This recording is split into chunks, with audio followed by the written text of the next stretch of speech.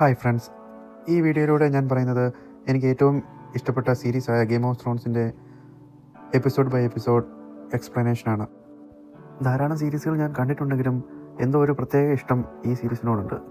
കാരണം ഈ സീരീസിൻ്റെ കഥ പറയുന്ന രീതിയും ഇതിൻ്റെ പ്ലോട്ടും വളരെ വ്യത്യസ്തവും നമ്മളെ പിടിച്ചിരുത്തുന്നതുമാണ്. ഓരോ എപ്പിസോഡ് കഴിയുമ്പോഴും അടുത്ത എപ്പിസോഡ് കാണാനുള്ള ഒരു ആഗ്രഹം നിലനിർത്തിയാണ് ഈ ഓരോ എപ്പിസോഡും ഇവർ അവസാനിപ്പിക്കുന്നത്. ഗെയിം ഓഫ് ത്രോൺസ് എന്നത് ജോർജ് ആർ മാർട്ടിൻ എഴുതിയ a song of ice and fire എന്ന നോവൽ പരമ്പരയെ അടിസ്ഥാനമാക്കി നിർമ്മിച്ച ഒരു ഫാൻറ്റസി ഡ്രാമ ടെലിവിഷൻ പരമ്പരയാണ്. ഗെയിം ഓഫ് ത്രോൺസിലെ കഥ നടക്കുന്നത് വെസ്റ്റ്റോസ്, എസോസ് എന്നീ സാങ്കല്പിക ഭൂഖണ്ഡത്തിലാണ്. വളരെ സങ്കീർണമായ ഒരു കഥാഗതിയാണ് ഈ സീരീസിനുള്ളത്. അതുകൊണ്ട് ആദ്യമേ കാണുന്നവർക്ക് പെട്ടെന്ന് എല്ലാം പിടികിട്ടണമെന്നില്ല. അതുകൊണ്ടാണ് ഇങ്ങനെയൊരു എക്സ്പ്ലനേഷൻ വീഡിയോ എടുക്കാമെന്ന് ഞാൻ തീരുമാനിച്ചത്. ഈ സീരീസിൻ്റെ എപ്പിസോഡ് 1 തുടങ്ങുന്നത് ഒരു 3 പേർ ഒരു വലിയ തുരങ്കത്തിലൂടെ പുറത്തേക്ക് പോകുന്നത് കാണിച്ചുകൊണ്ടാണ്. അവർ പെട്രോളിങ്ങിനായിട്ടാണ് പുറത്തേക്ക് പോകുന്നത്. ഒരു വലിയ മഞ്ഞ് നിറഞ്ഞ കാട്ടിലൂടെയാണ് അവർ സഞ്ചരിക്കുന്നത്. അപ്പോൾ അതിലൊരാൾ ദൂരെ കുറച്ച് പുക പോകുന്നത് കണ്ട് അങ്ങോട്ട് പോയി നോക്കുന്നു. അയാൾ തൻ്റെ കുതിരപ്പുറത്തു നിന്നിറങ്ങി പതിയെ ഒളിഞ്ഞുപോയി ആ സ്ഥലം നോക്കുന്നു. അപ്പോൾ അദ്ദേഹം കാണുന്നത് അവിടെ മുഴുവൻ കഷ്ണങ്ങളായി മുറിച്ചിട്ടിരിക്കുന്ന ശവശരീരങ്ങളാണ്. പേടിച്ച് അയാൾ തിരിഞ്ഞു നോക്കുമ്പോൾ ഒരു കുട്ടിയെയും കൊന്ന് മരത്തിൽ തൂക്കിയിട്ടിരിക്കുന്നത് കാണുന്നു. അവൻ പേടിച്ച് ഇത് മറ്റുള്ളവരോട് ചെന്ന് പറയുമെങ്കിലും അവർ പറയും അത് വൈൽഡിങ്സ് ആണ്, അത് അവരിൽ നിന്ന് നീ ഇതിൽ കൂടുതൽ എന്താണ് പ്രതീക്ഷിക്കുന്നത് എന്ന് പറയും. വൈൽഡിങ്സ് എന്ന് പറയുന്ന കുറച്ച് ആളുകളാണ് ഈ കാട്ടിൽ ജീവിക്കുന്നത്. ശരിക്കും പറഞ്ഞാൽ വൈൽഡിങ്സിനെ ട്രാക്ക് ചെയ്യാൻ വേണ്ടിയാണ് ഇവരെ ശരിക്കും വിടുന്നത്. പക്ഷേ അവൻ പറയും വൈൽഡിങ്സ് ഇതുവരെ ഇത്രയും ക്രൂരമായി ചെയ്യുന്നത് അവൻ കണ്ടിട്ടില്ല എന്ന് പറയും. അപ്പോൾ അതിൽ ഒരാൾ പറയും നമുക്ക് തിരിച്ച് വോളിലേക്ക് തന്നെ പോകാം, നമ്മളെ ഏൽപ്പിച്ചിരിക്കുന്ന ജോലി വൈൽഡിങ്സിനെ ട്രാക്ക് ചെയ്യുക എന്നത് മാത്രമാണ് എന്ന് ഒരുത്തൻ പറയും. അപ്പോൾ വേറൊരുവൻ പറയും നീ പേടിച്ചു പോയോ, അവരെങ്ങനെയാണ് മരിച്ചതെന്ന് ചോദിച്ചാൽ നീ എന്തുത്തരം പറയും, നമുക്ക് അവിടെ പോയി നോക്കാമെന്ന് പറയും. എന്നിട്ട് അവർ 3 പേരും ആ സ്ഥലത്ത് പോയി നോക്കുമെങ്കിലും അവിടെ ഒന്നും കാണുന്നില്ല. പിന്നെ അവർ ചുറ്റിലുള്ള സ്ഥലങ്ങളിലെല്ലാം തിരയാൻ തുടങ്ങും. അപ്പോൾ ഒരുവൻ മഞ്ഞിൽ പൊതിഞ്ഞിരിക്കുന്ന ശവശരീരം ഇങ്ങനെ കാണുകയും അത് പതുക്കെ എടുത്ത് നോക്കുമ്പോൾ വേറെ ഒരുവൻ്റെ പുറകിലൂടെ ഒരു നീല കണ്ണുള്ള ഒരു രൂപം വരികയും അവൻ്റെ കഴുത്തറക്കുകയും ചെയ്യും. ഇത് കണ്ട് ബാക്കി 2 പേരും പേടിച്ച് കാട്ടിലൂടെ ഓടും. പിന്നീട് ആദ്യം ശവശരീരം കണ്ട അവൻ നോക്കി നിൽക്കുക അവൻ്റെ കൂട്ടുകാരനെയും ആ നീല കണ്ണുള്ള രൂപം വന്ന് കഴുത്ത് വെട്ടുകയും ആ കഴുത്ത് അവൻ്റെ മുന്നിലേക്ക് എറിഞ്ഞു കൊടുക്കുകയും ചെയ്യും. അവൻ പേടിച്ച് അത് നോക്കി നിൽക്കുമ്പോഴാണ് ഗെയിം ഓഫ് ത്രോൺസിൻ്റെ ഇൻട്രോ സോങ് തുടങ്ങുന്നത്. ഈ സീരീസിന് മറ്റൊരു പ്രത്യേകതയാണ് ഇതിൻ്റെ ഈ ഇൻട്രോ സോങ്ങും ഇതിൻ്റെ ബാക്ക്ഗ്രൗണ്ട് മ്യൂസിക്കും. പോകെ നമ്മൾ ഓരോ എപ്പിസോഡ് കാണുമ്പോഴും നമ്മൾ ഈ ഇൻട്രോ കേൾക്കാതെ മുന്നോട്ട് പോകാൻ നമുക്ക് കഴിയില്ല. അതുകൂടാതെ ഇൻട്രോയിൽ ഓരോ എപ്പിസോഡിൽ എന്തൊക്കെയാണ് മാറ്റങ്ങൾ വന്നേക്കുന്നത്, എന്തൊക്കെ ഡെവലപ്മെൻറ്റ്സ് വന്നിട്ടുള്ളത് ചെറുതായിട്ട് ഇവർ ഈ ഇൻട്രോയിലൂടെ കാണിക്കാൻ ശ്രമിക്കുന്നുണ്ട്. അതും നമുക്ക് കാണാൻ സാധിക്കുന്നതാണ്.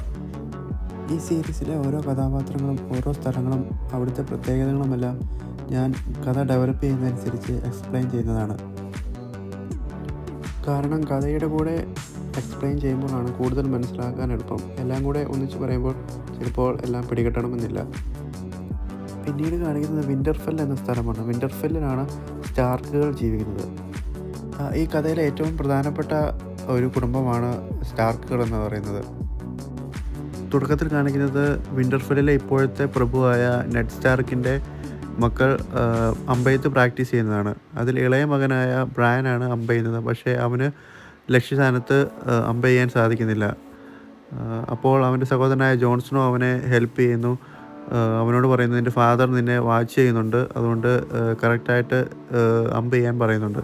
പിന്നീട് കാണിക്കുന്നത് അവരുടെ സഹോദരിമാരായ സാൻസ സ്റ്റാർക്കിനെയും ആര്യ സ്റ്റാർക്കിനെയാണ് കാണിക്കുന്നത്. പക്ഷേ ആര്യയ്ക്ക് ഈ തുന്നലിനോടൊന്നും വലിയ താല്പര്യമില്ല. അവൾക്ക് പുറത്ത് നടക്കുന്ന അമ്പെയ്ത്ത് കാണാനും അത് പ്രാക്ടീസ് ചെയ്യാനുമാണ് അവൾക്കിഷ്ടം. അവളുടെ ശ്രദ്ധ എപ്പോഴും പുറത്ത് നടക്കുന്ന കാര്യങ്ങളിലാണ്. പിന്നീട് കാണിക്കുന്നത് ബ്രാൻ പിന്നെയും അമ്പ് ചെയ്യാൻ ശ്രമിക്കുമെങ്കിലും അത് ലക്ഷ്യസ്ഥാനത്ത് കൊള്ളുന്നില്ല. അപ്പോൾ അവനെ എല്ലാവരും കളിയാക്കുമ്പോൾ അവൻ്റെ അച്ഛൻ നെഡ് സ്റ്റാർക്ക് പറയും നന്നായിട്ട് പ്രാക്ടീസ് ചെയ്യും ബ്രാൻ, ഒന്നുകൂടെ ശ്രമിക്കാൻ പറയുമ്പോൾ അവൻ ഒന്നുകൂടെ അമ്പ് ചെയ്യാൻ ശ്രമിക്കുമെങ്കിലും ഒരു അമ്പ് പുറകിൽ നിന്ന് ലക്ഷ്യസ്ഥാനത്ത് കൊള്ളും. ആരെയാണ് ആ അമ്പ് ചെയ്യുന്നത്? അപ്പോഴേക്കും നെഡ് സ്റ്റാർക്കിൻ്റെയും ഭാര്യയായ കാറ്റിൻ്റെയും അടുത്തേക്ക് ഒരു ദൂതൻ വരികയും അവരോട് നൈറ്റ് വാച്ചിൽ നിന്ന് ഒരാൾ ഓടിപ്പോയിട്ടുണ്ട്, അവനെ നമ്മുടെ ഗാർഡ്സ് പിടിച്ചിട്ടുണ്ടെന്ന് പറയും. ഈ പേടിച്ചു ഓടുന്നത് നമ്മൾ ആദ്യം കണ്ട 3 പേരിൽ ഒരാളാണ്. അവൻ ആ രൂപത്തെ കണ്ടിട്ടാണ് പേടിച്ചു ഓടുന്നത്. ഈ നൈറ്റ് വാച്ചിലൊരു നിയമമുണ്ട്, അവിടെ ചേരുന്ന ഒരാളും പിന്നീട് ഓടിപ്പോയാൽ അവനെ കഴുത്തടുത്ത് കൊണ്ടുവരുന്നതാണ് അവിടുത്തെ നിയമം. അപ്പോൾ നെഡ് സ്റ്റാർക്കിൻ്റെ ഭാര്യ ചോദിക്കുന്നുണ്ട് ഇതിൻ്റെ ആവശ്യമുണ്ടോ? അപ്പോൾ അവൻ പറയും നിയമമാണ്, അത് നടപ്പിലാക്കണം എന്ന് പറയും. പിന്നീട് ജോൺസ്നോയെ കാണിക്കുന്നുണ്ട്. ജോൺസ്നോ ശരിക്കും നെഡ് സ്റ്റാർക്കിൻ്റെയും കാറ്റ്ലിൻ്റെയും മകനല്ല. നെഡ് സ്റ്റാർക്കിന് വേറൊരു സ്ത്രീയിലുണ്ടായ മകനാണ് ജോൺസ്നോ. അതുകൊണ്ട് കാറ്റ്ലിൻ അവനോട് വലിയ ഇഷ്ടമില്ല. പിന്നീട് കാണിക്കുന്നത് ആ ഓടിപ്പോയ ആളെ പടയാളികളെല്ലാം പിടിച്ചുകൊണ്ട് വരുന്നതാണ്. അവൻ പോരുന്ന വഴിക്ക് ഇങ്ങനെ കുളിപ്പിക്കൊണ്ട് പറയും, ഞാൻ വൈറ്റ് വാക്കേഴ്സിനെ കണ്ടു. ഇങ്ങനെയൊക്കെ പറഞ്ഞ് അവൻ നെഡ് സ്റ്റാർക്കിനോട് ക്ഷമ ചോദിക്കുകയാണ്. എന്നാലും നിയമം നടപ്പിലാക്കാനുള്ളതുകൊണ്ട് നെഡ് സ്റ്റാർക്ക് അവൻ്റെ കഴുത്ത് വെട്ടുകയാണ്. ഇത് കഴിഞ്ഞ് തിരിച്ചു വരുന്ന വഴി ഒരു മാൻ വഴിയിൽ ചത്തു കിടക്കുന്നത് കാണുകയും തൊട്ടപ്പുറത്തായിട്ട് മാൻ്റെ കൊമ്പ് കൊണ്ട് ഒരു ചെന്നായും ചത്തു കിടക്കുന്നത് കാണും. അവരതിനെ പരിശോധിക്കുമ്പോൾ അവർ പറയും ഇതൊരു ഡെയർ വുൾഫാണ്, ഈ സൗത്ത് സൈഡിൽ ഒരിക്കലും ഈ ഡെയർ വുൾഫിനെ കണ്ടിട്ടില്ല എന്ന് പറയും. അതിൻ്റെ അടുത്തായിട്ട് അതിൻ്റെ കുഞ്ഞുങ്ങളും ഓടി നടക്കുന്നതായിട്ട് കാണും. അപ്പോൾ ബ്രാൻ ചോദിക്കും, അതിൻ്റെ അമ്മ മരിച്ചു പോയില്ലേ, ഇനി അത് കുഞ്ഞുങ്ങൾ എന്ത് ചെയ്യുമെന്ന് ചോദിക്കും. അപ്പോൾ നെഡ് സ്റ്റാർക്ക് പറയും, അതിനെ കൊന്നു കളയുന്നതാണ് നല്ലതെന്ന് പറയും. അപ്പോൾ ജോൺസ്നോ പെട്ടെന്ന് പറയും, ഇവിടെ 5 ചെന്നായ്ക്കുട്ടികളുണ്ട്, ഓരോന്നിനെയും നമുക്ക് ഓരോ സ്റ്റാർക്ക് കുട്ടികൾക്ക് വെച്ച് കൊടുക്കാമെന്ന് പറയും. അപ്പോൾ നെഡ് സ്റ്റാർക്ക് പറയും, നിങ്ങൾ തന്നെ അതിനെ ട്രെയിൻ ചെയ്യണം, നിങ്ങൾ തന്നെ അതിനെ ഫീഡ് ചെയ്യണം, അല്ലെങ്കിൽ ഇനിയിപ്പോൾ അത് ചത്തുപോയാൽ നിങ്ങൾ തന്നെ അതിനെ ബെറി ചെയ്തോണമെന്ന് പറയും. അപ്പോൾ ബ്രാൻ ചോദിക്കും, ജോൺസ്നോ നിനക്ക് ഒരെണ്ണം വേണ്ടേന്ന് ചോദിക്കും. അപ്പോൾ ജോൺസ്നോ പറയും, ഞാൻ ഒരു സ്റ്റാർക്കല്ല, അതുകൊണ്ട് എനിക്ക് വേണ്ടാന്ന് പറയും. ഇത് കഴിഞ്ഞ് അവർ തിരിച്ച് പോകാൻ തുടങ്ങുമ്പോൾ മരത്തിൻ്റെ അടിയിലായിട്ട് ഒരു വെളുത്ത ചെന്നായക്കുട്ടിയും കൂടെ ജോൺസ്നോയ്ക്ക് കിട്ടും. അപ്പോൾ തിയോൺ ഗ്രേജോയ് പറയും, അത് നിൻ്റേതാണ് ജോൺ എന്ന് പറയും. പിന്നീട് കാണിക്കുന്നത് ഒരു രേവൻ വിൻ്റർഫെല്ലിലേക്ക് വരുന്നതാണ്. രേവൻ എന്ന് പറയുന്നത് കാക്കകളാണ്. കാക്കകളിലൂടെയാണ് ഇവിടെ അവർ അങ്ങോട്ടും ഇങ്ങോട്ടും സന്ദേശങ്ങൾ അയക്കുന്നത്. ആ സന്ദേശവുമായി കാറ്റ്ലിൻ നെഡ് സ്റ്റാർക്കിൻ്റെ അടുത്തേക്കാണ് പോകുന്നത്. നെഡ് സ്റ്റാർക്ക് അന്നേരം ഒരു ചുവന്ന ഇലയുള്ള മരത്തിൻ്റെ ചുവട്ടിലിരിക്കുകയാണ്. ഈ മരവും ഈ സ്ഥലവും വളരെ പ്രധാനപ്പെട്ടതാണ് ഈ കഥയിൽ. കാറ്റ്ലിൻ വന്നിട്ട് പറയും, കിങ്സ് ലാൻഡിങ്ങിൽ നിന്നൊരു സന്ദേശം വന്നിട്ടുണ്ട്, രാജാവിൻ്റെ ഹാൻഡായ ജോൺ ആര്യൻ മരിച്ചുപോയെന്ന് പറയും. രാജാവിൻ്റെ ഹാൻഡ് എന്ന് പറയുന്നത് മന്ത്രിയുടെ സ്ഥാനമാണ്. ഈ ജോൺ ആര്യൻ എന്ന് പറയുന്ന ആൾ നെഡ് സ്റ്റാർക്കിന് ഒരു ഫാദറിനെ പോലെയാണ്. കൂടാതെ കാറ്റ്ലിൻ്റെ സിസ്റ്ററിൻ്റെ ഹസ്ബൻഡും കൂടിയാണ്. അദ്ദേഹം ഒരു പനി വന്ന് മരിക്കുന്നതായിട്ടാണ് ഇതിൻ്റെ അകത്ത് പറയുന്നത്. പിന്നീട് കാറ്റ്ലിൻ പറയും, ഇത് കൂടാതെ ഒരു സന്ദേശവും കൂടി വന്നിട്ടുണ്ട്, രാജാവ് വിൻ്റർഫെല്ലിലേക്ക് വരുന്നതായിട്ടാണ് ആ സന്ദേശം. അത് ഉറപ്പായിട്ടും താങ്കളോട് രാജാവിൻ്റെ ഹാൻഡ് ആകാൻ പറയാൻ വേണ്ടിയായിരിക്കും. പിന്നീട് കാണിക്കുന്നത് രാജാവിൻ്റെ സൈന്യവും ദൂരെ നിന്ന് വരുന്നത് ബ്രാൻ അവിടുത്തെ കോട്ടയുടെ മുകളിൽ കയറി നോക്കിക്കാണുന്നതാണ്. അവൻ വളരെ എക്സൈറ്റഡ് ആയിട്ടാണ് ഇത് നോക്കിക്കാണുന്നത്. പിന്നീട് അവൻ കോട്ടയുടെ മുകളിൽ നിന്ന് തൂങ്ങി ഇറങ്ങി വരുന്നത് അവൻ്റെ അമ്മ കാണുകയും അവനെ വഴക്ക് പറയുകയും ചെയ്യുന്നു. അവനോട് പലതവണ പറഞ്ഞിട്ടുണ്ട് ഈ കോട്ടയുടെ മുകളിൽ കയറരുതെന്ന് എന്ന് പറഞ്ഞ് അവൻ്റെ അമ്മ വഴക്ക് പറയുകയാണ്. പിന്നീട് കാണിക്കുന്നത് ആര്യനെയാണ്. ആര്യയും ഇതുപോലെ തന്നെ വളരെ എക്സൈറ്റഡ് ആയിട്ടാണ് രാജാവിൻ്റെ സൈന്യവും വരുന്നത് നോക്കിക്കാണുന്നത്. പിന്നീട് കാണിക്കുന്നത് നെഡ് സ്റ്റാർക്കും കുടുംബവും രാജാവിനെ സ്വാഗതം ചെയ്യാനായിട്ട് ആ കോട്ടയുടെ മുമ്പിൽ വന്നു നിൽക്കുന്നതാണ്. അപ്പം രാജാവിൻ്റെ സൈനികരും ഓരോരുത്തരായിട്ട് വന്നുകൊണ്ടിരിക്കുകയാണ്. അതിലാദ്യം വരുന്നത് അവൻ്റെ മൂത്ത മകനായ ജോഫ്രിയാണ്. അതിന് തൊട്ട് പുറകിലായി രാജാവിൻ്റെ സൈനികരും വരുന്നു. രാജാവിൻ്റെ പേരാണ് റോബർട്ട് ബറാത്തിയൻ. ഈ റോബർട്ട് ബറാത്തിയനും നെഡ് സ്റ്റാർക്കും പഴയ സുഹൃത്തുക്കളാണ്.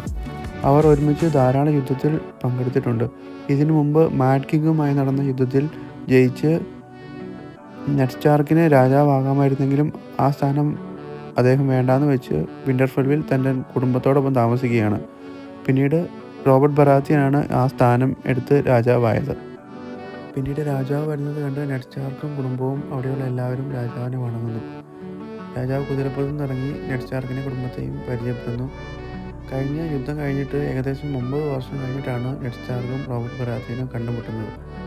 അതുകൊണ്ട് നെഡ് സ്റ്റാർക്കിനെയും അവൻ്റെ കുട്ടികളെയും ഭാര്യേനെയും എല്ലാം റോബർട്ട് ബറാത്തിയൻ പരിചയപ്പെടുകയാണ്. പിന്നീട് കാണിക്കുന്ന രാജ്ഞിയായ സേഴ്സിയയും രാജ്ഞിയുടെ ട്വിൻ ബ്രദറായ ജെയ്മി ലാനിസ്റ്ററേയുമാണ്. അവരും നെഡ് സ്റ്റാർക്കിൻ്റെ കുടുംബത്തെ പരിചയപ്പെടുന്നുണ്ട്. അപ്പോഴത്തേക്കും രാജാവ് ചോദിക്കും, എവിടെയാണ് നിലവറ, എന്നെ അങ്ങോട്ട് കൊണ്ടുപോകാൻ പറയും. പിന്നീട് കാണിക്കുന്നത് രാജാവും നെഡ് സ്റ്റാർക്കും നിലവറയിൽ കൂടെ നടന്ന് അവർ തമ്മിൽ സംസാരിക്കുന്നതാണ്. അവർ ജോൺ ആര്യനെക്കുറിച്ചും സംസാരിക്കുന്നുണ്ട്. അവരെങ്ങനെയായിരുന്നു, അവൻ എങ്ങനെയാണ് മരിച്ചതെന്നൊക്കെ സംസാരിക്കുന്നുണ്ട്. പിന്നീട് റോബർട്ട് ബറാത്തിയൻ നെഡ് സ്റ്റാർക്കിനോട് പറയും, എനിക്ക് പിന്നെ ആവശ്യമുണ്ട്, ഞാനിവിടെ വന്നത് തന്നെ എൻ്റെ ഹാൻഡ് ഓഫ് ദ കിങ് ആകാൻ നിന്നോട് പറയാനാണ്. പക്ഷേ നെഡ് സ്റ്റാർക്ക് പറയും, ഞാൻ ഈ ഹോണറിനൊന്നും യോഗ്യനില്ല എന്നൊക്കെ പറഞ്ഞ് രാജാവിൻ്റെ മുമ്പിൽ അവൻ മുട്ടുകുത്തുകയാണ്. പക്ഷേ അവൻ പറയും, എനിക്ക് ഇവിടെ വിശ്വസിക്കാൻ പറ്റിയ ഒരാൾ നീ മാത്രമാണ്, എൻ്റെ രാജ്യകാര്യങ്ങളെല്ലാം നോക്കി നടത്താൻ ഇനിയിപ്പോൾ നീയേ ഉള്ളൂ എന്നൊക്കെ പറഞ്ഞ് നെഡ് സ്റ്റാർക്കിനോട് റോബർട്ട് ബറാത്തിയൻ പറയുകയാണ്. പക്ഷേ ശരിക്കും പറഞ്ഞാൽ ഈ റോബർട്ട് ബറാത്തിനെ ഈ രാജ്യകാര്യങ്ങളിലൊന്നും നോക്കി നടത്താൻ വലിയ താല്പര്യമില്ല. ജോൺ ആരനായിരുന്നു അതെല്ലാം നോക്കി നടത്തിക്കൊണ്ടിരുന്നത്. പിന്നീട് കാണിക്കുന്നത് നെഡ് സ്റ്റാർക്കിൻ്റെ സഹോദരിയുടെ ശവകുടീരമാണ്. ഈ റോബർട്ട് ബറാത്തിനും നെഡ് സ്റ്റാർക്കിൻ്റെ സഹോദരിയും വിവാഹം ചെയ്യാൻ വേണ്ടി ഇരുന്നതാണ്. നെഡ് സ്റ്റാർക്കിൻ്റെ സഹോദരിക്ക് എന്താ പറ്റിയെന്നുള്ളത് അവർ ചെറുതായിട്ട് അതിൽ പറയുന്നുണ്ടെങ്കിലും കൂടുതലുള്ള വിവരങ്ങൾ വരും എപ്പിസോഡിലാണ് കാണാൻ പറ്റുന്നത്. തൊട്ടടുത്ത സീനിൽ കാണിക്കുന്നത് ഈ സീരീസിലെ ഏറ്റവും പ്രധാനപ്പെട്ട കഥാപാത്രമായ ഡെനേറീസിനെയാണ്. ഇവരാണ് ടാർഗേറിയൻസ് എന്നറിയപ്പെടുന്നത്. ഇപ്പോൾ ഉള്ള ടാർഗേറിയൻസിൽ ഏറ്റവും അവസാനത്തെ രണ്ട് ടാർഗേറിയൻസാണ് ഡെനേറീസും ഡെനേറീസിൻ്റെ സഹോദരനായ വിസേരീസും. ഇവരുടെ ഫാദറായിരുന്നു മാഡ് കിങ്. മാഡ് കിങ്ങിനെ തോൽപ്പിച്ചാണ് ഇപ്പോൾ റോബർട്ട് ബറാത്തിയൻ രാജാവായിരിക്കുന്നത്. പക്ഷേ ഈ വിസേരീസ് പറയുന്നത് അവനാണ് റൈറ്റ്ഫുൾ കിങ്, അവൻ്റെ രാജസ്ഥാനം എല്ലാവരും തട്ടിയെടുത്താണെന്നാണ്. അവനിപ്പോൾ അവൻ്റെ സഹോദരീനെ ദൊത്രാക്കി എന്ന് പറയുന്ന ഒരു ഗോത്രവംശത്തിലുള്ള ഖാൾ ഡ്രാഗോ എന്ന് പറയുന്ന ഒരാൾക്ക് വിവാഹം കഴിച്ചു കൊടുക്കാൻ പോവുകയാണ്. അവൻ്റെ സഹോദരീനെ ഖാൾ ഡ്രാഗോയ്ക്ക് വിവാഹം കഴിച്ചു കൊടുക്കുന്നതിലൂടെ അവന് ദൊത്രാക്കിയിൽ നിന്നൊരു സൈന്യം കിട്ടുകയും ആ സൈന്യം വെച്ച് അവൻ്റെ രാജസ്ഥാനം പിടിച്ചെടുക്കാം എന്നുമാണ് അവൻ പ്ലാൻ ചെയ്യുന്നത്. ഈ സീനിൽ കാണിക്കുന്നത് ഖാൾ ഡ്രാഗോ ഡെനേറീസിനെ കാണാൻ വരുന്നതാണ്. വിസേരീസിൻ്റെ ഫ്രണ്ടായ ലയേറിയോ ഡെനേറീസിനെ ഖാൾ ഡ്രാഗോയ്ക്ക് പരിചയപ്പെടുത്തി കൊടുക്കുകയാണ് ഇവിടെ. അപ്പോൾ വിസേരീസ് ഡെനേറീസിനോട് പറയും, നീ ഖാൾ ഡ്രാഗോയുടെ മുടി കണ്ടോ? ഈ ഡൊത്രാക്കിയിൽ അവർ കോമ്പാറ്റിൽ തോറ്റുപോയാൽ അവരുടെ മുടി മുറിക്കണമെന്നാണ് അവരുടെ നിയമം. പക്ഷേ ഖാൾ ഡ്രാഗോയുടെ മുടിയുടെ നീളം നീ കണ്ടോ? അത് ഇതുവരെ മുറിച്ചിട്ടില്ല. അതിനർത്ഥം അവൻ ഇതുവരെ കോമ്പാറ്റിൽ തോറ്റിട്ടില്ല എന്നാണ്. അതുകൊണ്ട് നീ അവൻ്റെ രാജ്ഞിയായിരിക്കും എന്നൊക്കെ വിസേരീസ് ഡെനേറീസിനോട് പറയുകയാണ്. അപ്പോഴേക്കും ലയേറിയോ ഡെനേറീസിനോട് മുന്നോട്ട് പറയാൻ ആവശ്യപ്പെടുന്നു. ഡെനേറീസ് മുന്നോട്ട് വരുമെങ്കിലും ഖാൾ ഡ്രാഗോ അവളെ ജസ്റ്റ് ഒന്ന് നോക്കുകയല്ലാതെ അവൻ തൻ്റെ കുതിരപ്പുറത്തുനിന്ന് പോലും ഇറങ്ങുന്നില്ല. പെട്ടെന്ന് തന്നെ അവൻ തിരിച്ച് പോകുന്നതായിട്ടാണ് കാണിക്കുന്നത്. അപ്പോൾ വിസേരീസ് ഓടി ഒന്ന് ചോദിക്കും, അതെന്താണ് അവൻ പോയത്, അവന് ഇവിടെ ഇഷ്ടപ്പെട്ടില്ലേ എന്നൊക്കെ ലയേറിയോട് ചോദിക്കുന്നുണ്ട്. അപ്പോൾ ലയേറിയോ പറയും, ഈ സെറിമണി ഇപ്പോൾ ഇവിടെ അവസാനിച്ചിരിക്കുകയാണ്, അവന് അവളെ ഇഷ്ടപ്പെട്ടില്ലായിരുന്നെങ്കിൽ നമ്മളിപ്പോൾ തന്നെ അറിഞ്ഞാനേന്ന് പറയും. പിന്നീട് കാണിക്കുന്നത് ലയേറിയോയും വിസേരീസും തമ്മിൽ സംസാരിക്കുന്നതാണ്. ലയേറിയോ പറയും, പെട്ടെന്ന് തന്നെ നിങ്ങൾ നാരോസി കടന്ന് നിൻ്റെ റൈറ്റ്ഫുള്ളായ അയൺ ത്രോൺ നീ പിടിച്ചെടുക്കും, നിനക്ക് വേണ്ടി ഒത്തിരി പേര് പ്രാർത്ഥിക്കുന്നുണ്ട് എന്നൊക്കെ ലയേറിയോ പറയും. അപ്പോൾ ഡെനേറീസ് പറയുന്നുണ്ട്, എനിക്ക് ഈ കല്യാണത്തിന് താല്പര്യമില്ല. ഡെനേറീസിന് താല്പര്യമില്ലാതെയാണ് വിസേരീസ് ഖാൾ ഡ്രാഗോയുമായിട്ടുള്ള വിവാഹം നടത്താൻ നോക്കുന്നത്. അപ്പോൾ അവൾ പറയും, എനിക്ക് വീട്ടിൽ പോകണമെന്നാണ് എൻ്റെ ആഗ്രഹം. അപ്പോൾ വിസേരീസ് പറയും, എനിക്കും അത് തന്നെയാണ് ആഗ്രഹം, അതിന് എനിക്ക് എൻ്റെ അയൺ ത്രോൺ പിടിച്ചെടുക്കണം എന്നൊക്കെ വിസേരീസ് ഡെനേറീസിനോട് പറയുന്നുണ്ട്. പിന്നീട് കാണിക്കുന്നത് കാറ്റ്ലിനും മകളായ സാൻസയും തമ്മിൽ സംസാരിക്കുന്നതാണ്. സാൻസ കാറ്റ്ലിനോട് ചോദിക്കും, രാജകുമാരന് എന്നെ ഇഷ്ടപ്പെടാതിരിക്കുമോ? അപ്പോൾ കാറ്റ്ലിൻ പറയും, അങ്ങനെ അവൻ വിചാരിച്ചാൽ അവൻ ഈ ലോകത്തിലെ ഏറ്റവും വലിയ മണ്ടനായിരിക്കും എന്നൊക്കെ കാറ്റ്ലിൻ പറയുന്നുണ്ട്. സാൻസയ്ക്ക് രാജകുമാരനായ ജോഫ്രീനെ കല്യാണം കഴിക്കാൻ വളരെ ആഗ്രഹമുണ്ട്. അവൻ ഒരു രാജ്ഞിയാകണം എന്ന് ആഗ്രഹിച്ച് നടക്കുന്ന ഒരു പാവൻ പെൺകുട്ടിയാണ്. പക്ഷേ കാറ്റ്ലിൻ പറയും, നിൻ്റെ ഫാദർ ഇതുവരെ രാജാവിൻ്റെ ഹാൻഡാകാമെന്ന് സമ്മതിച്ചിട്ടില്ല, അത് സമ്മതിച്ചാലേ ഉള്ളൂ നീയും ജോഫ്രിയും നീയുമായിട്ടുള്ള കല്യാണം നടക്കുള്ളൂ എന്നൊക്കെ പറയുന്നുണ്ട്. അപ്പോൾ സാൻസ ചോദിക്കും, എന്തുകൊണ്ടാണ് അച്ഛൻ സമ്മതിക്കാത്തത്, എങ്ങനെയെങ്കിലും അച്ഛനെ പറഞ്ഞ് സമ്മതിപ്പിക്കൂ എന്നൊക്കെ പറഞ്ഞ് സാൻസ അമ്മയോട് അപേക്ഷിക്കുകയാണ്. അപ്പോൾ കാറ്റ്ലിൻ പറയും, അച്ഛന് ഇവിടം വിട്ട് കിങ്സ് ലാൻഡിങ്ങിലേക്ക് പോകേണ്ടി വരും, അതുകൊണ്ടാണ് അച്ഛന് പോകാൻ മടി കാണിക്കുന്നത് എന്നൊക്കെ കാറ്റ്ലിൻ സാൻസയോട് പറയുന്നുണ്ട്. പിന്നീട് കാണിക്കുന്ന നെഡ് സ്റ്റാർക്കിൻ്റെ സഹോദരനായ ബെഞ്ചിൻ അങ്ങോട്ട് വരുന്നതും അദ്ദേഹവും ജോൺ സ്നോയും തമ്മിൽ സംസാരിക്കുന്നതാണ്. അങ്കിൾ ബെഞ്ചിൻ ജോൺ സ്നോയോട് ചോദിക്കും, നീ എന്തുകൊണ്ടാണ് ഫീസ്റ്റിനൊന്നും പോകാതെ ഈ പുറത്ത് നിൽക്കുന്നതെന്ന് ചോദിക്കും. അപ്പോൾ ജോൺ സ്നോ പറയും, ലേഡി സ്റ്റാർക്ക് പറഞ്ഞു, ഒരു ബാസ്റ്റർഡ് അവിടെ ഇരിക്കുന്നത് റോയൽ ഫാമിലിക്ക് ഒരു ഇൻസൾട്ടാകും, അതുകൊണ്ടാണ് ഞാനിവിടെ നിൽക്കുന്നതെന്ന് പറയും. അപ്പോൾ അങ്കിൾ ബെഞ്ചിൻ പറയും, നിന്നെ ഞാൻ വാളിലേക്ക് സ്വാഗതം ചെയ്യുന്നു, നിനക്ക് എപ്പോൾ വേണമെങ്കിലും അങ്ങോട്ട് വരാം. അപ്പോൾ ജോൺ സ്നോ അങ്കിൾ ബെഞ്ചിനോട് ചോദിക്കും, താങ്കൾ തിരിച്ചു പോകുമ്പോൾ എന്നെയും കൊണ്ടുപോകൂ, താങ്കൾ പറഞ്ഞാൽ അച്ഛൻ സമ്മതിക്കുമെന്ന് പറയും. അപ്പോൾ അങ്കിൾ ബെഞ്ചിൻ പറയും, നിന്നെ ഞാൻ സമയമാകുമ്പോൾ കൊണ്ടുപോകാം, ഇപ്പോൾ ഞാൻ അകത്തേക്ക് പോകുന്നതാണ് നല്ലത്, ഇപ്പോൾ നിൻ്റെ അച്ഛനെ അതിഥികളായ ലാനസ്റ്റേഴ്സിൽ നിന്ന് രക്ഷിക്കണം എന്നൊക്കെ പറഞ്ഞ് അങ്കിൾ ബെഞ്ചിൻ അകത്തേക്ക് കയറി പോകുന്നതായിട്ടാണ് കാണിക്കുന്നത്. പിന്നീട് കാണിക്കുന്നത് നെഡ് സ്റ്റാർക്കും അങ്കിൾ ബെഞ്ചിനും തമ്മിൽ സംസാരിക്കുന്നതാണ്. അപ്പോൾ നെഡ് സ്റ്റാർക്ക് ചോദിക്കും, ഞാൻ ആ കഴുത്ത് വെട്ടിയ ആളെ നിനക്ക് അറിയാമായിരുന്നു എന്ന് ചോദിക്കും. അപ്പോൾ ബെഞ്ചിൻ പറയും, എനിക്കറിയാമായിരുന്നു, അവനൊരു നല്ല റേഞ്ചറായിരുന്നു. അപ്പോൾ നെഡ് സ്റ്റാർക്ക് പറയും, അവൻ പ്രാന്ത് പറയുകയായിരുന്നു, അവൻ പറഞ്ഞു അവൻ വൈറ്റ് വാക്കേഴ്സിനെ കണ്ടു, അവൻ്റെ 2 കൂട്ടുകാർ ഇപ്പോൾ മിസ്സിംഗ് ആണ്, ചിലപ്പോൾ അതൊരു വൈൽഡിങ്സിൻ്റെ ആംബുഷ് ആയിരിക്കും. അപ്പോൾ അങ്കിൾ ബെഞ്ചൻ പറയും, വൈറ്റ് വാക്കേഴ്സിനെ കുറിച്ച് കേൾക്കുന്നു, ഡെയർ വോൾഫ് സൗത്തിൽ വരുന്നു, എൻ്റെ brother hand of the king ആകാൻ പോകുന്നു എന്നൊക്കെ പറഞ്ഞ് അങ്കിൾ ബെഞ്ചൻ ചിരിക്കുകയാണ്. പിന്നീട് ഈ ആഘോഷമെല്ലാം കഴിഞ്ഞ് നെഡ് സ്റ്റാർക്കും ഭാര്യ കാറ്റ്ലിനും അവരുടെ റൂമിൽ ഇരുന്ന് സംസാരിക്കുന്നതാണ്. അപ്പോഴേക്കും ഒരു ദൂതൻ വന്ന് കാറ്റ്ലിനോട് പറയും, ഒരു റൈഡർ ഈ നൈറ്റിൽ വന്നിട്ടുണ്ട്, അത് നിങ്ങളുടെ സിസ്റ്ററിൻ്റെ അടുത്ത് നിന്നാണ്, അവർ ഒരു സന്ദേശം തന്നിട്ടുണ്ടെന്ന് പറഞ്ഞ ഒരു ലെറ്റർ അവളുടെ കയ്യിലേക്ക് കൊടുക്കുകയാണ്. കാറ്റിന് ആ ലെറ്റർ വായിച്ചിട്ട് പെട്ടെന്ന് അത് തീയിലിട്ട് കത്തിച്ച് കളയുകയാണ്. അപ്പോൾ നെഡ് സ്റ്റാർക്ക് എണ്ണീറ്റിട്ട് ചോദിക്കും, എന്താണ് അതിൽ പറഞ്ഞിരിക്കുന്നത് എന്ന് കാറ്റിനോട് ചോദിക്കും. കാറ്റ്ലിൻ പറയും, ഈ ലെറ്റർ വന്നിരിക്കുന്നത് അയറിൽ നിന്നാണ്, എൻ്റെ സിസ്റ്റർ അവളുടെ വെഡ്ഡിങ്ങിന് ശേഷം അങ്ങോട്ട് തിരിച്ചു പോയിട്ടില്ല, അവളിപ്പോൾ അവിടെ എന്താണ് ചെയ്യുന്നത്, ഈ അയറിലാണ് കാറ്റ്ലിൻ്റെ സ്വന്തം നാട്. പിന്നീട് കാറ്റ്ലിൻ പറയും, ഈ ലെറ്ററിൽ പറയുന്നത് ശരിക്കും ജോണാലിൻ മരിച്ചത് പനി വന്നല്ല, അവൻ ലാനസ്റ്റേഴ്സിൻ്റെ കൈകളാൽ കൊല ചെയ്യപ്പെട്ടതാണ്. പക്ഷേ നെഡ് സ്റ്റാർക്കിന് അതൊന്നും വിശ്വസിക്കാൻ സാധിക്കുന്നില്ല. അവൻ പറയും അത് അവളുടെ ഒരു തെറ്റിദ്ധാരണ മാത്രമാണ്. പക്ഷേ കാറ്റ്ലിൻ പറയും, അവൾ ഒരിക്കലും അവളുടെയും അവളുടെ മകൻ്റെയും ലൈഫ് ഡേഞ്ചറിലാക്കാൻ നോക്കില്ല.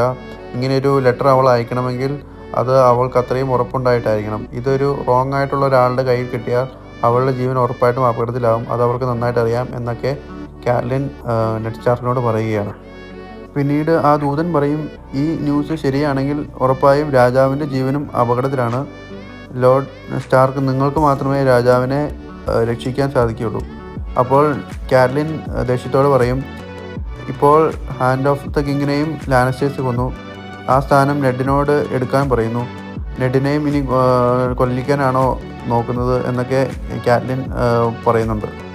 പിന്നീട് ആ ദൂതൻ പറയും, രാജാവ് 1 മാസത്തോളം യാത്ര ചെയ്ത് ഇങ്ങോട്ട് വന്നത് തന്നെ നെഡ് സ്റ്റാർക്കിനോട് സഹായം ചോദിക്കാനാണ്. അദ്ദേഹത്തിന് ഇപ്പോൾ വിശ്വാസം നെഡ് സ്റ്റാർക്കിന് മാത്രമേ ഉള്ളൂ. പിന്നീട് കാണിക്കുന്നത് കാൾ ഡ്രാഗോയുടെയും ഡെനേറീസിൻ്റെയും വിവാഹ ആഘോഷമാണ്. അത് ദത്രാക്കി എന്ന് പറഞ്ഞ ഗോത്ര വംശത്തിൻ്റെ രീതിയിലാണ് നടക്കുന്നത്. അവിടെ വെച്ച് ഡെനേറീസിന് ഒത്തിരി സമ്മാനങ്ങളൊക്കെ ഒത്തിരി പേർ കൊടുക്കുന്നുണ്ട്. അവിടെ വെച്ചാണ് ജൊറാക് മോർമോണ്ട് എന്ന് പറഞ്ഞൊരു മെയിൻ ക്യാരക്ടറിനെ ഇൻട്രൊഡ്യൂസ് ചെയ്യുന്നത്. അദ്ദേഹം കുറച്ച് ഗിഫ്റ്റൊക്കെ ഡെനേറീസിന് കൊടുക്കുകയാണ്. പിന്നീട് ലേറിയോ ഡെനേറീസിന് കുറച്ച് ഡ്രാഗൺ മുട്ടകൾ ഗിഫ്റ്റ് ചെയ്യുന്നുണ്ട്. പക്ഷേ ലേറിയോ പറയുന്നുണ്ട്, ഇത് പഴയ ഡ്രാഗൺ മുട്ടകളാണ്, ഇത് വിരിയാനൊന്നും ഒരു സാധ്യതയുമില്ല, ഇപ്പോൾ ഇതൊരു കല്ല് പോലെ ആയിരിക്കുന്നു, പക്ഷേ ഇത് കാണാൻ വളരെ സുന്ദരമാണ് എന്നൊക്കെ ലേറിയോ ഡെനേഴ്സിനോട് പറയുന്നുണ്ട്. ഡെനേഴ്സ് അതിന് അവനോട് നന്ദി പറയുകയാണ്. പിന്നീട് കാണിക്കുന്നത് നെഡ് സ്റ്റാർക്കും രാജാവും ഒരു നായാട്ടിനായിട്ട് പുറത്തേക്ക് പോകുന്നതായിട്ടാണ് കാണിക്കുന്നത്. അപ്പോൾ രാജാവ് നെഡ് സ്റ്റാർക്കിൻ്റെ അടുത്ത് വന്ന് പറയും, നീ എൻ്റെ ഹാൻഡ് ഓഫ് ദ കിങ് ആകാൻ സമ്മതിച്ചതിൽ ഞാൻ നിന്നോട് നന്ദി പറയുന്നു, നീയാണ് എനിക്കിപ്പോൾ ഉള്ള ലോയൽ ഫ്രണ്ട്, എനിക്ക് വിശ്വസിക്കാൻ പറ്റിയ ഒരാൾ നീ ഇപ്പം മാത്രമാണ്, നീ എന്നെ നന്നായി സെർവ് ചെയ്യുമെന്ന് ഞാൻ വിശ്വസിക്കുന്നു എന്നൊക്കെ പറഞ്ഞ് രാജാവ് അവിടുന്ന് പോവുകയാണ്. അതിനു പുറകെ നെഡ് സ്റ്റാർക്കും പോകുന്നു. നെഡ് സ്റ്റാർക്ക് അപ്പോൾ ബ്രായനെ ജസ്റ്റ് നോക്കി പുഞ്ചിരിക്കുന്നതായിട്ടാണ് കാണിക്കുന്നത്. പിന്നീട് കാണിക്കുന്നത് ബ്രാൻ പതിവ് പോലെ ആ കോട്ടയുടെ മുകളിലേക്ക് വലിഞ്ഞു കയറി പോകുന്നതാണ്. അവൻ കയറി പോകുന്നത് താഴെ നിന്ന് അവൻ്റെ ചെന്നായ ഇങ്ങനെ നോക്കി കാണുന്നതും കാണിക്കുന്നുണ്ട്. അവൻ പതിവ് പോലെ പിടിച്ച് അതിൻ്റെ മുകളിൽ ചെന്ന് അവിടെ ഒരു ജനലിലൂടെ അകത്തേക്ക് നോക്കുമ്പോൾ അവിടെ രാജ്ഞിയായ സെഴ്സി ലാനിസ്റ്ററും ജെമി ലാനിസ്റ്ററും തമ്മിൽ സെക്സിൽ ഏർപ്പെടുന്നതായിട്ടാണ് കാണുന്നത്. അവൻ പെട്ടെന്ന് പുറത്തേക്ക് ഇറങ്ങാൻ നോക്കുമ്പോഴത്തേനും ജെമി ലാനിസ്റ്റർ വന്ന് അവനെ പെട്ടെന്ന് പിടിക്കുകയും അവനോട് കുറേ ക്വസ്റ്റ്യനൊക്കെ ചോദിക്കുകയും ചെയ്യും. അപ്പോൾ സെഴ്സി പേടിച്ചിട്ട് പറയും, അവൻ നമ്മളെ കണ്ടു എന്നൊക്കെ വിളിച്ചു പറയുന്നുണ്ട്. അപ്പം ജെമി ലാനിസ്റ്റർ പറയും, ഞാൻ എൻ്റെ സ്നേഹത്തിന് വേണ്ടി ചെയ്യുന്ന കാര്യങ്ങൾ എന്നൊക്കെ പറഞ്ഞുകൊണ്ട് അവനെ താഴത്തേക്ക് തള്ളിയിടുകയാണ്. ബ്രാൻ താഴത്തേക്ക് വീഴുന്നത് കാണിച്ചുകൊണ്ടാണ് ഫസ്റ്റ് എപ്പിസോഡ് അവസാനിക്കുന്നത്. ഇതെന്താണ് നടക്കുന്നതെന്ന് മനസ്സിലാകാത്ത ബ്രാനെ പോലെ തന്നെ ഇതെന്ത് തേങ്ങയാണ് നടക്കുന്നതെന്ന് നമ്മളും ഇത് കാണുമ്പോൾ ആദ്യം വിചാരിക്കും. ഈ സീരീസിൽ ധാരാളം സങ്കീർണമായിട്ടുള്ള കഥാഗതികളും വയലൻസും ന്യൂഡിറ്റിയും എല്ലാവർക്കും ഇഷ്ടപ്പെടാത്ത രീതിയിലുള്ള ധാരാളം കാര്യങ്ങൾ നടക്കുന്നുണ്ട്. അപ്പോൾ 18+ മുകളിലേക്ക് ഉള്ള ആളുകൾക്ക് മാത്രമേ ഞാൻ ഈ സീരീസ് സജസ്റ്റ് ചെയ്യുകയുള്ളൂ. ഞാൻ ഈ എക്സ്പ്ലെയിൻ ചെയ്യുന്നതിൽ എന്തെങ്കിലും തെറ്റുകളോ കുറവുകളോ ഉണ്ടെങ്കിൽ അത് പറഞ്ഞു തരികയാണെങ്കിൽ ഞാനത് തിരുത്തി അടുത്ത വീഡിയോയിൽ ചെയ്യുന്നതായിരിക്കും. Thank you.